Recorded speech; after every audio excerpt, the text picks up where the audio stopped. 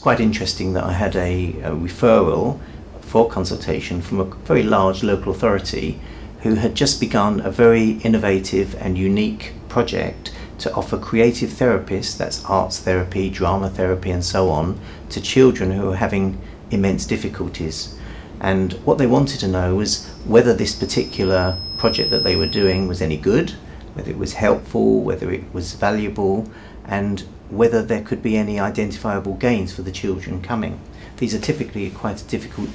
group of children to work with, so I was quite excited to hear that somebody was trying something very new.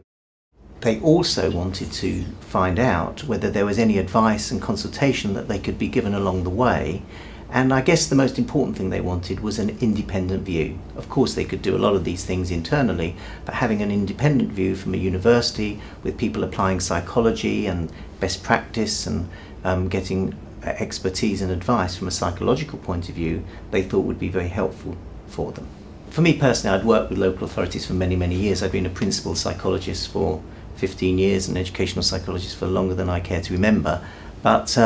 essentially what we were applying for them was the most up-to-date literature and research evidence compared to what they were actually doing, and very importantly some field work where we could go out and speak to the children, speak to the parents, speak to the staff, carry out questionnaires, interviews, little small groups, or as they're called, focus groups, and use psychological methods of research in order to actually evaluate what they were doing.